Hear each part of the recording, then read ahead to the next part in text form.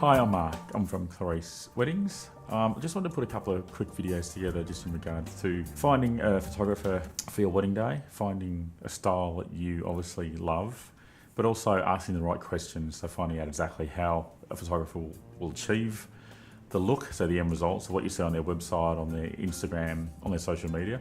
What's their approach? How do they actually go about doing the steps so you actually end up with that end result? So there's style. So there's essentially three styles. So there's posed, there's candid, and there's photojournalistic.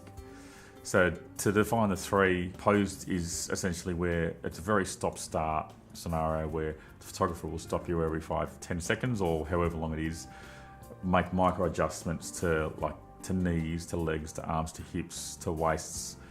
It looks great, but it's very stop-start, and if you don't like that style and it doesn't flow, you're not going to like your photos or enjoy your wedding day.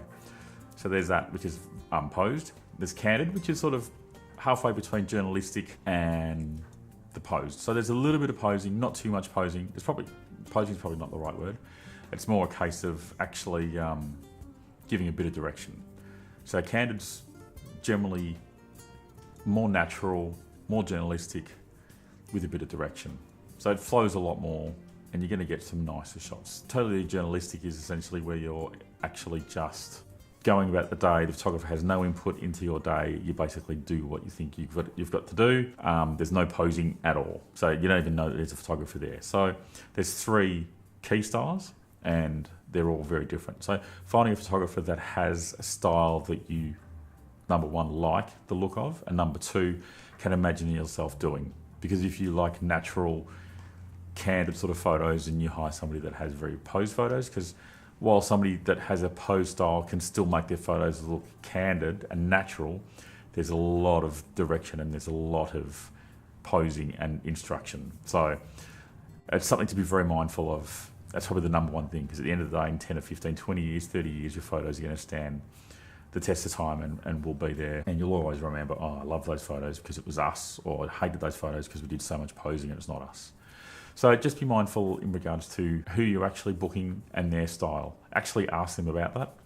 Which leads me to my next point was, how do you actually know? Obviously, most photographers will have a website or a Facebook page or social media. So how do you actually know who's a better fit for you? So the best thing to do and the best way to understand that and understand who they are, because while they might be a fantastic photographer, they might be a total creep and totally freak you out. So you want to make sure that you've got somebody that you gel with, personality-wise, as well as style of photography. So the best way to do that is to just jump on the phone. Jump on the phone and have a chat to maybe 2 or 3 studios and just have a chat to them, get a feel for their approach, and you'll very quickly learn, after 5 or 6 minutes, whether you like them as a person and their approach to it and all that sort of thing. So have a chat to them. You'll get a pretty good feel via email as well, but definitely having a chat on the phone before you knuckle it down to 2 or 3 studios. Have a quick chat to them and make sure that you understand how they operate on the wedding day. Next point is booking the photographer. So at this stage, you've emailed a few times, had a few questions, maybe spoke on the phone with them, met them in person. So maybe you might have 5 all up, you narrow it down to 2 or 3, so you might visit 2 or 3 of those, get a feel for them. If you gel really well with them, it's a really good sign. It's a little bit awkward, a little bit trickier, but sometimes it just takes a little bit more time and more meetings to get to know them and that sort of thing. But so once you've booked your photographer, obviously a deposit is the number one thing. So that's going to secure that photographer for your wedding day. So whether it's 6 months, 12, 18 months, 2 years ahead, as soon as you pay that deposit, I take a non-refundable deposit, and that basically ensures that you have me secured for your wedding day, depending on the date, obviously.